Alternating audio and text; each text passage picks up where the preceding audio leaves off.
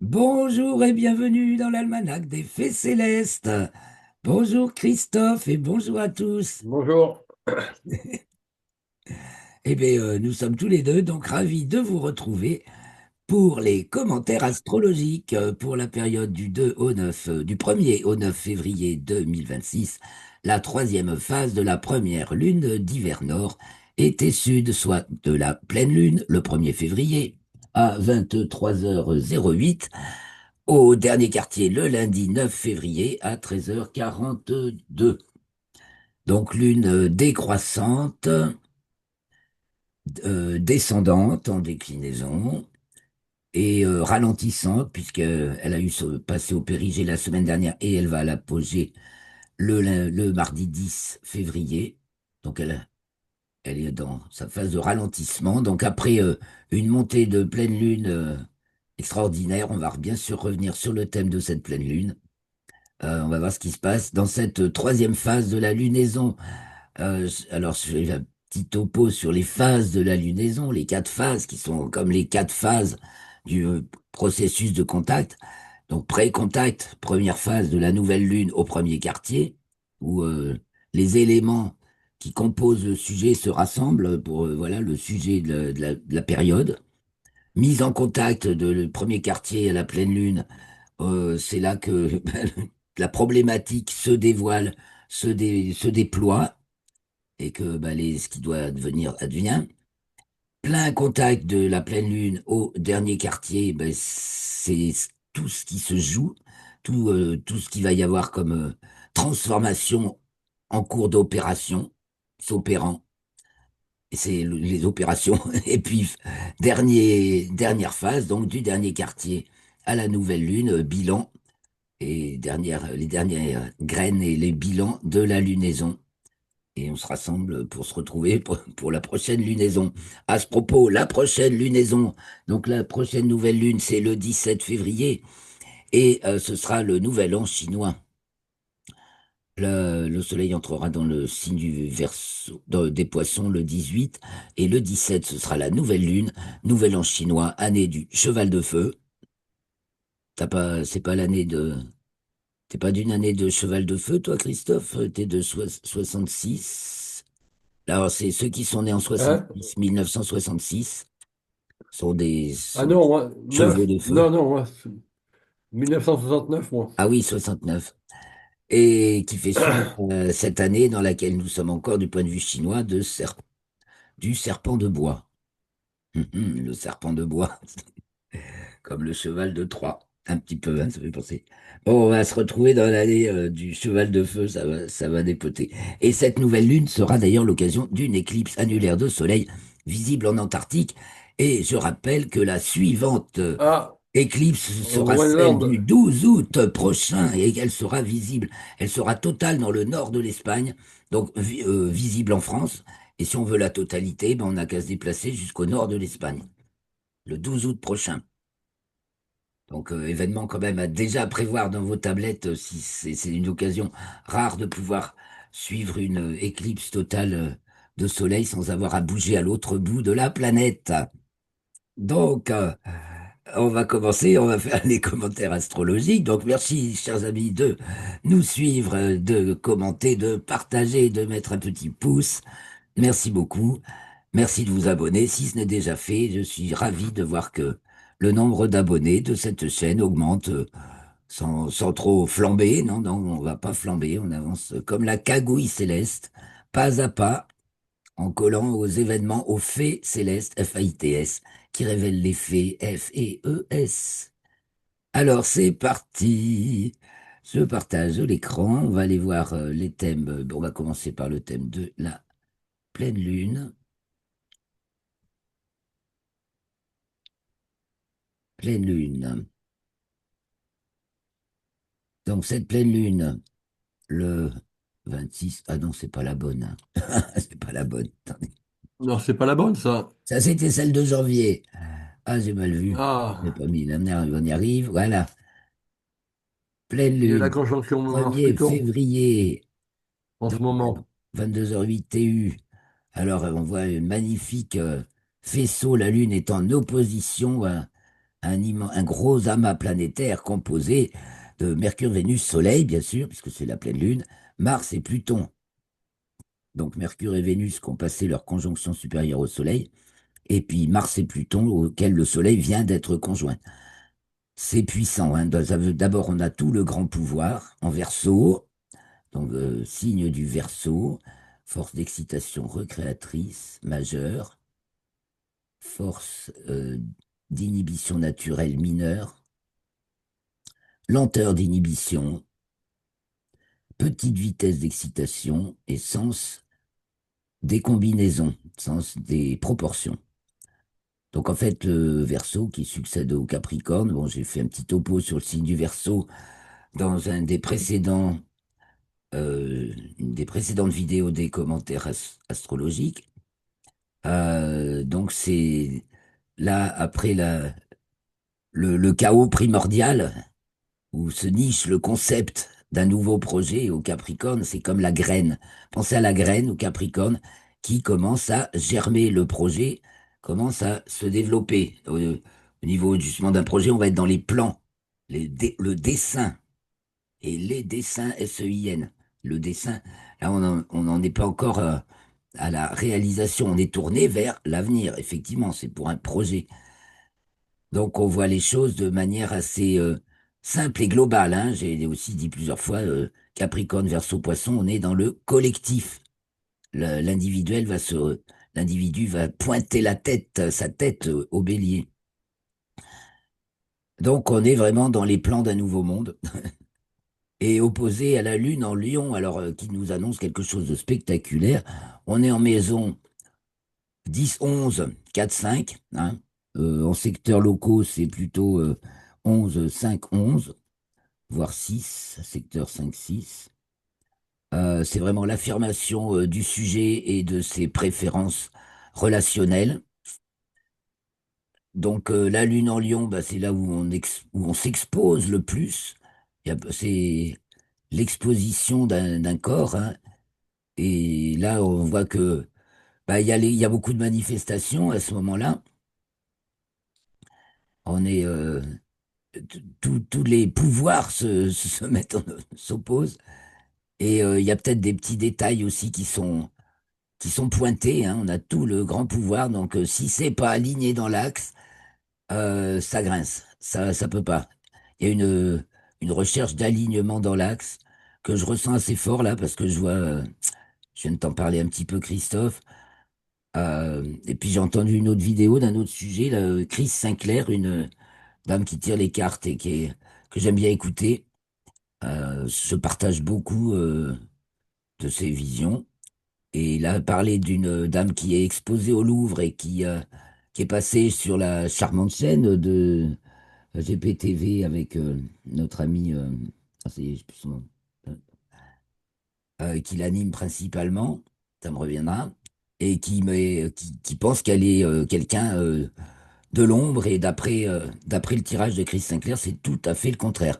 Et moi, c'est pas mon rayon, mais en revanche, je peux vous dire que dans mon rayon, qui touche à l'astronomie et à l'astronautique aussi, je déplore tristement de voir que Toxin, la chaîne YouTube Toxin Plus, que les Patriotes de Florian Philippot accorde crédit et audience et relance la croyance avec aldostérone qu'on n'a pas marché sur la Lune.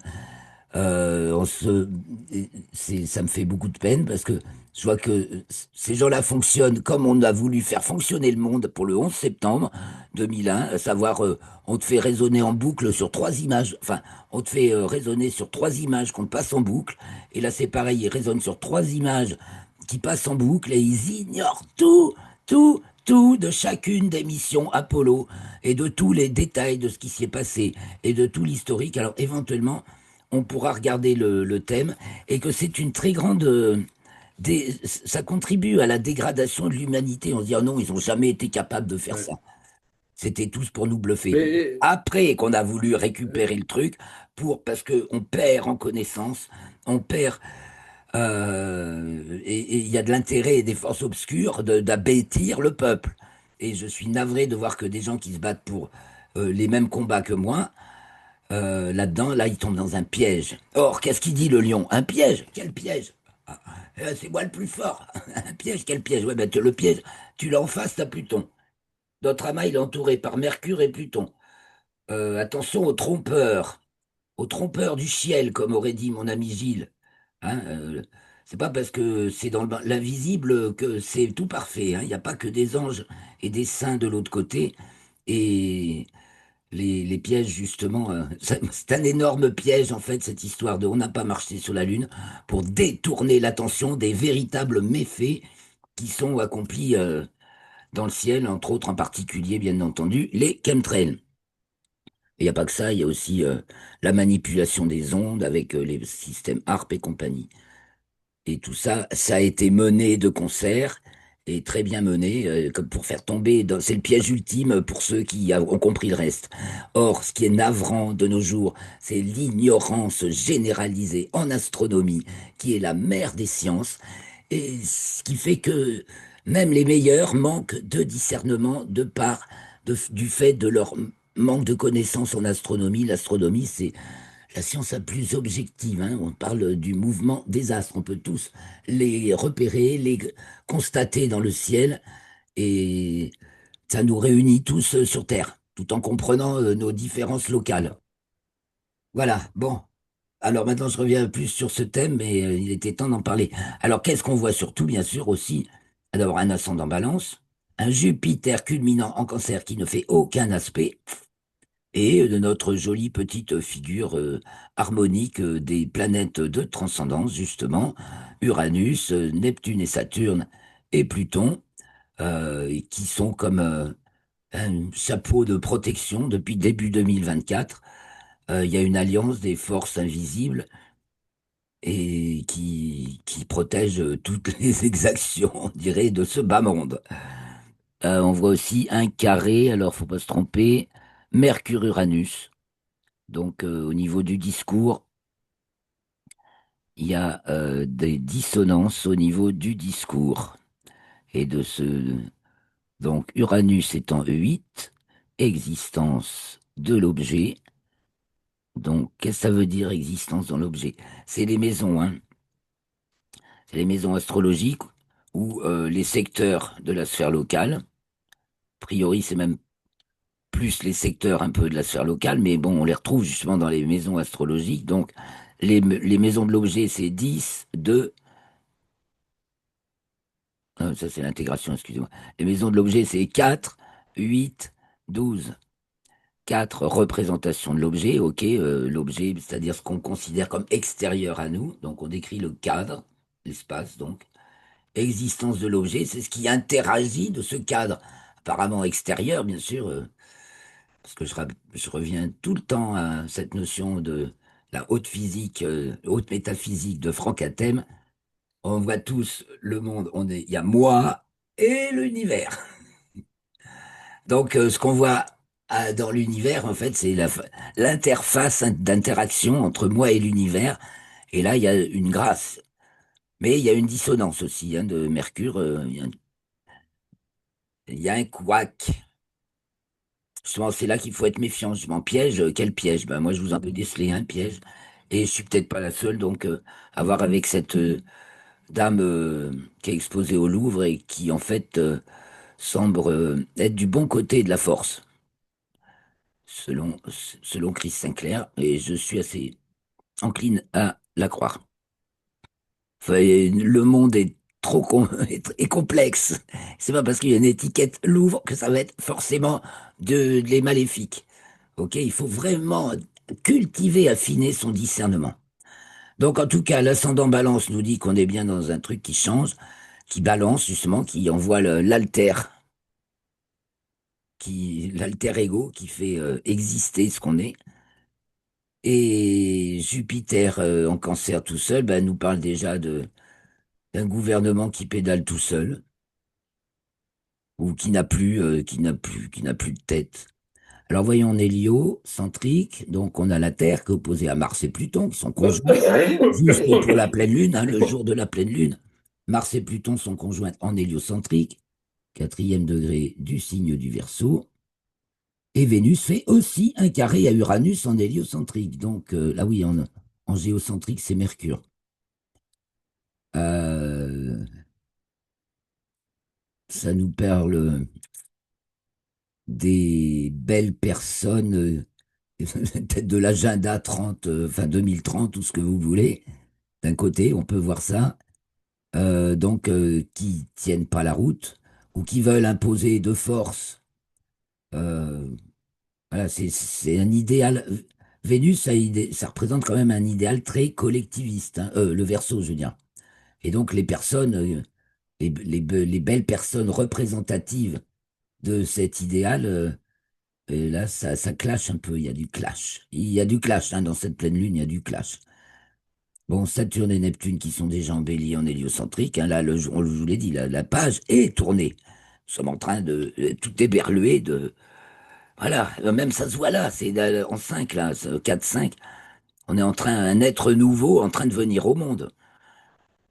Bon, on est encore tout éberlué, on est encore bien secoué, on a ça, alors beaucoup de manifestations, effectivement, hein, c'est vraiment dans la manifestation, tous azimuts, tous les pouvoirs manifestent, hein, les patriotes, les policiers, et puis sans parler de tous les corps de métier qui sont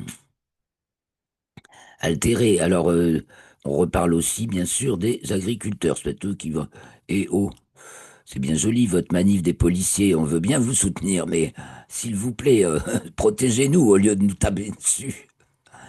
On œuvre pour vous tout autant. Là, Oui, mais c'est en train de basculer, là.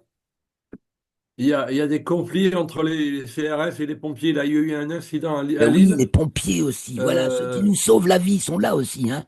Hein, oui, j'avais oublié, excusez-moi, il mentionnait les pompiers. Hmm. C'est sûr, c'est en train de craquer et de se oui, oui, c'est en train de renverser. craquer, on voit Voilà. ça. Et Ouais, la ouais. pleine lune, c'est le moment charnière, quoi. Donc, une fois que ça va être passé, cette pleine lune, qu'est-ce qui va se passer? On peut regarder. Alors, regardez. Alors, dans le plan de l'objet, c'est tout rouge, hein. C'est que du tendu par rapport aux clichés, aux étiquettes, à la façon conventionnelle de se représenter le monde. C'est la cata. En réalité, il y a une belle protection divine, céleste, transcendante, comme vous voulez. Et ben, les choses sont en train de se passer, hein. Voilà, ça se passe comme ça doit se passer. Et c'est pas tant la cata que ça. Et localement, moi j'ai un magnifique trigone de Mercure-Vénus à Jupiter. Donc on voit de la jeunesse qui œuvre pour un nouveau corps. Là, on voit se régénérer, c'est gai, c'est joyeux. Et c'est souverain. Soleil, Mars, Pluton. On affirme sa souveraineté et en plus Mars-Pluton soutenu par Uranus. Mars-Pluton pile conjoint en référentiel local, tout comme dans le référentiel héliocentrique. Plein de choses à voir avec le Soriastre, hein, quand on regarde les quatre référentiels. Mais on avance, on avance. Donc la Lune va entrer dans le signe de la Vierge le 3 février. Donc ce sera mercredi 3 février à 3h20 TU. Donc c'est toujours bien rouge, bien tendu. Ouh là là. Ascendant Sagittaire. Donc il y a de la, il y a de l'international le sujet sera assez international, hein, le thème de ces 2 jours et demi là qui commencent le 3 février à 3h20. Les affaires internationales vont interférer peut-être. Il n'y a pas de planète à l'ascendant. On a Jupiter qui est là. La Lune lui fait un demi-carré. Jupiter qui arrive en 8 justement. Ouh, et la Lune qui rentre en Vierge de- de- de- il y a devant l'étoile Régulus du Lion, hein, qui marque le premier degré du signe de la Vierge. Régulus qui nous parle quand même d'être dans la règle, justement. Oh! Et donc ce petit demi-carré de la Lune à Jupiter n'augure pas grand-chose de bon pour Jupiter, justement l'existence de l'objet qui va être à l'aise, pas à l'aise. Donc le gouvernement, si vous voulez, le ministre, hein, je rappelle, Soleil, le roi, du moins la tête qui décide, qui dirige. Jupiter, c'est le corps ministériel, le premier ministre, pour commencer. C'est vrai, hein, dans le système solaire, Jupiter, c'est le premier ministre du Soleil. Ben, à n'importe quelle échelle d'entité, on va retrouver la même fonction. Et dans notre corps, c'est le foie, hein, c'est le Premier ministre, hein, c'est lui qui gère, qui gère beaucoup de choses. C'est lui qui gère le foie. Donc faites aussi attention à votre foie, peut-être ça veut dire, selon, selon votre nature, bien entendu. On voit que Uranus est tout double carré de l'opposition de la Lune maintenant à Mercure et Vénus qui sont encore en Verseau. Donc, mais bon, ça s'est passé juste avant. Donc, on a eu, avant que la Lune sorte du signe du Lion, l'opposition était pratiquement, voilà, elle a bien joué. Là, ça s'achève puisqu'elle entre en Vierge. Donc, Uranus à Mercure, Vénus, ça va nous parler. Il va y avoir un scandale médiatique, hein, et financier. Ah, alors, l'affaire, la Oh, bah, commission France Télévisions. sûrement. Ah oui. C'est balèze, hein. Et c'est général, c'est mondial, hein. Oui, Ça a là, des rapports avec la Chine, hein. Très probablement à cause du verso. Je pense que ça a des rapports aussi avec la Chine. Et donc, bah voilà, oh là là, la situation est tendue. Alors, dans le plan de l'objet, c'est toujours aussi tendu. Dans le fond, en fait, ça va pas si mal. On retrouve ce beau trigone de Jupiter, là, ce coup-ci, à Mercure, en poisson en héliocentrique. Donc, il y a bah, des contacts plus spirituels, dirais-je, qui font avancer les choses qui veulent bien grandir sainement. De la bonne nourriture spirituelle pour une bonne croissance de chacun dans son pays, chacun dans ses frontières, hein. Donc Jupiter est en Cancer, on est dans une problématique pour chacun de frontières, de cadre, voilà, définir les limites de son cadre. Et localement, là, on a un carré Saturne-Neptune, Jupiter en 6, hein, et notre amas étant un, représentation du sujet. Donc là, il s'agit de souveraineté, ça s'interprète, voilà, ça se vit. Souveraineté individuelle contre, contre raquette universelle. Peut-être de ça que ça va parler. Alors j'avance, et la Lune, elle, va arriver dans le signe de la Balance le 5 février, donc ce sera, on a dit mercredi 3, vendredi 5, à 9h32 TU. Et là, on va retrouver notre amas qui se distend un petit peu, mais enfin qui reste toujours amas et toujours en verso, toute la semaine pratiquement, en 11. Donc là, c'est existence de la relation. Nos frères d'âme, ceux avec qui on est en communion. Et on a au niveau des figures un super cerf-volant de la Lune qui se trouve donc là à l'opposition de Saturne et Neptune. Ah, les choses commencent à prendre de la tournure. Donc Lune balance en 6, transcendance de, je ne dis pas de bêtises, l'intégration. 10 de 6, transcendance de l'intégration. C'est-à-dire qu'on est dans toutes les petites choses rituelles, de rituels d'ailleurs, hein, qu'on fait pour ces soins, tous les soins nécessaires, toutes les, toutes les petites choses nécessaires à faire avant de se présenter, de se lancer dans le grand jeu, dans le grand bain, sur la scène.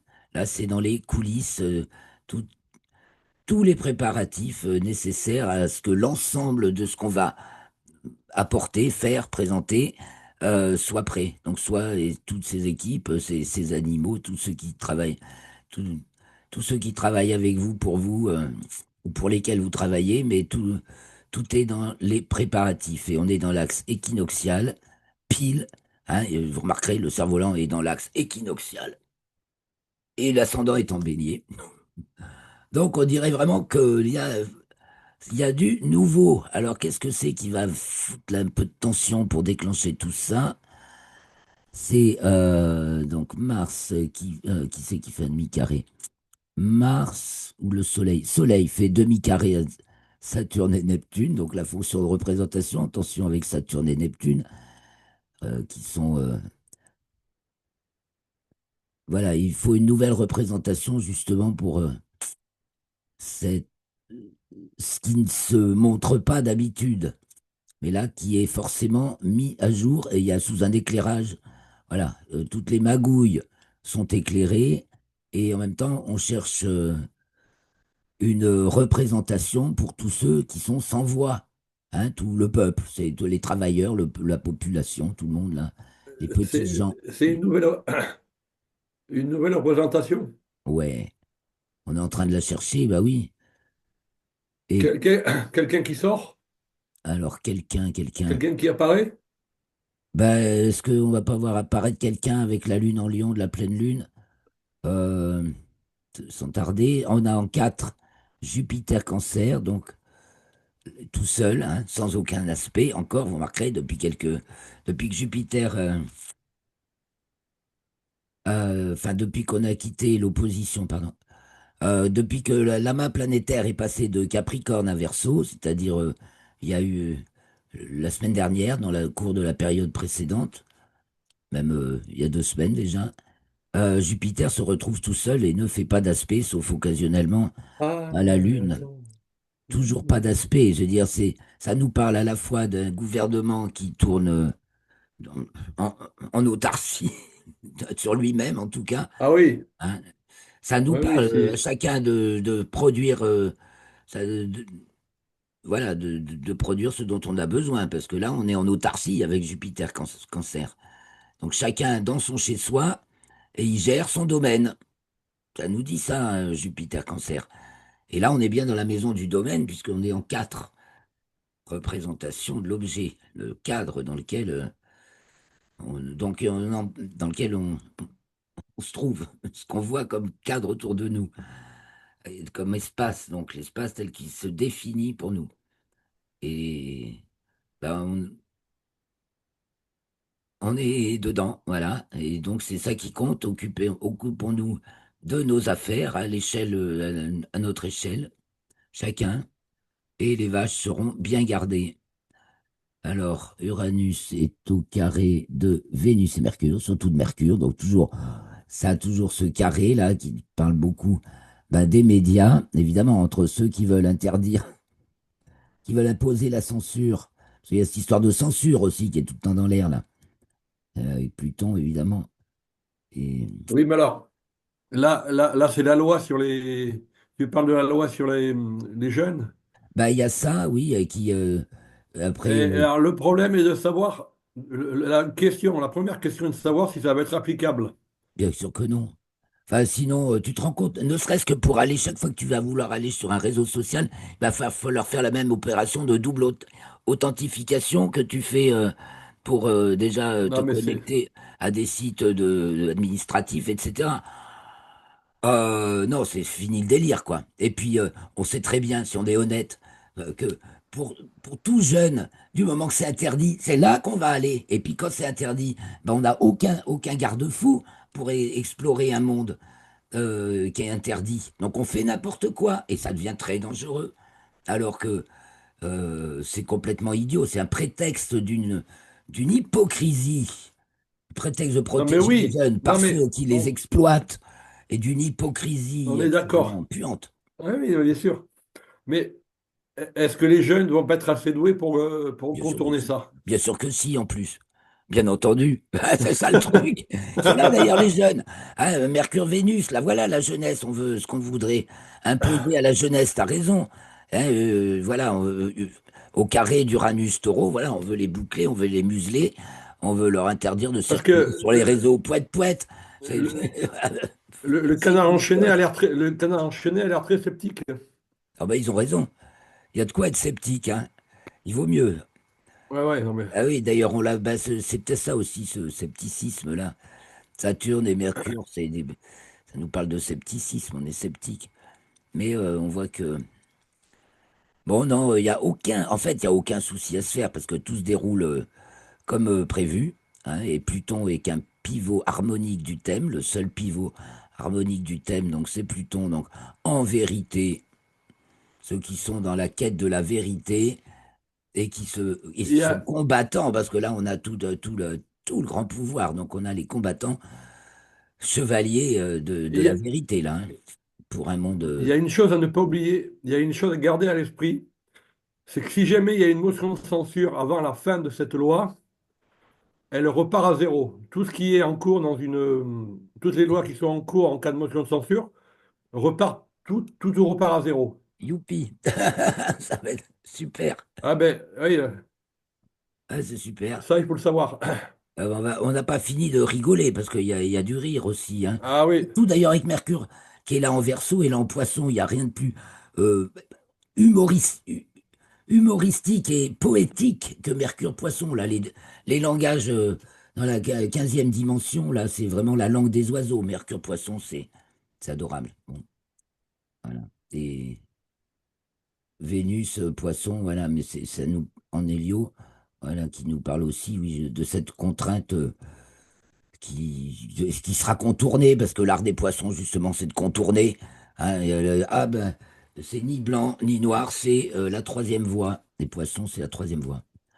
Alors j'avance un peu, on va aller jusqu'au dernier quartier. La Lune entre en Scorpion le 7 février à 19h12 TU. À ce moment-là, donc notre amas qui est toujours là, mais Mercure est entré en Poisson, justement, en géocentrique. Alors peut-être qu'on va vachement rigoler en plus. Et le reste est encore en Verseau, c'est en 5-6.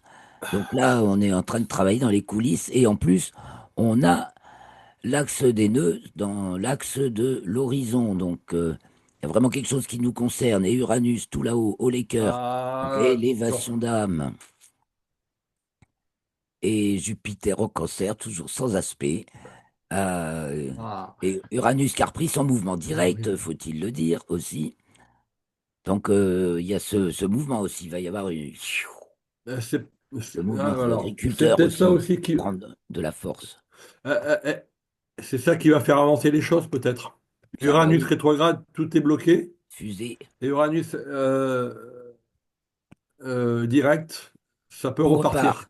Oui, d'ailleurs, ça me fait penser, on n'y reste plus beaucoup de temps, aux lancements spatiaux très importants prévus ces jours-ci. Donc, il y en a deux. Il y a le lancement de Artemis 2, la mission qui emmène 4 astronautes, trois Américains, un Canadiens, faire le tour de la Lune. Mais ça fait depuis les années 60, depuis l'émission Apollo, que personne n'est allé aussi loin. Il s'arrête à la station spatiale, qui est vraiment le jardin. On est encore dans le parc autour de la Terre, tandis que faire aller de l'autre côté de la Lune, ça, non, ils l'avaient fait avec l'émission Apollo, oui, ils sont allés tourner derrière la Lune. Donc déjà ils ont reporté le premier lancement et ça pouvait être le 6 février, ils ont reporté parce que là il fait trop froid sur le pas de tir, ils peuvent pas faire les expériences annoncées parce qu'il y a ces grands froids en Amérique du Nord et aussi en Russie, hein, ils ont frisé les -30, -40 des deux côtés, hein. Et nous, on est dans une douceur relative, faut le dire d'un point de vue météo. Deuxième mission spatiale attendue et importante, c'est celle dans laquelle il y a Sophie Adno en direction de l'ISS, qui pareil est un petit peu imbriqué avec Artemis 2 parce que c'est pour des problèmes de lancement. Donc vous trouverez tous les articles qui parlent de ça aussi, tous les liens vers les articles qui parlent de ça dans l'article dont le lien est en bas de la vidéo. Et donc, oui, bah, vaut mieux qu'ils attendent que Uranus ait repris son mouvement direct, je leur conseille, hein. Donc, voyons, Uranus, quand c'est déjà, j'ai dit qu'il reprenait son mouvement direct, c'est le 4. Bon, mais ça va. Donc, les choses pourraient se décoincer, il faut être évidemment prudent. Donc, on reparlera peut-être la semaine prochaine du lancement d'Apollo 11, dont j'ai fait déjà le thème. C'est une approche, hein, comme il y en a qui font des enquêtes sous hypnose. Moi, j'aime bien faire des enquêtes astrologiques, chacun avec son outil. Et si tout le monde s'y met avec son petit outil, on arrivera peut-être à y voir plus clair dans les mondes invisibles, tout en confrontant eh bien, toujours nos apports et nos points de vue. Donc voilà, quand la Lune entre en Scorpion, on en est là. Qu'est-ce qui apparaît? Un carré de la Lune à Pluton.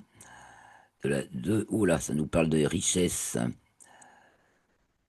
qui vont être restitués au peuple, tôt ou tard. Le grand racket du peuple devrait... on rentre voilà, on sort de la balance, on rentre dans le scorpion, ouais. Attention, ça va mordre. Et on arrive au dernier quartier, le 9 à 12h42 TU, donc culmination de le soleil, ça vient de passer. Vénus, culmination de Vénus sur le méridien de Paris. Pour le dernier quartier, avec un ascendant fin Gémeaux, donc quasi solsticial, la Lune qui fait un trigone à Jupiter. La Lune en Scorpion qui fait un trigone à Jupiter en Cancer. Donc là, c'est favorable, ça, hein. C'est que du bon, là, semble-t-il, à première vue. Et donc, le milieu du ciel qui est pile entre Poisson et Verseau, on est en train de passer à autre chose, bien entendu. C'est l'ouverture de la dernière phase de la lunaison. Donc, on va compter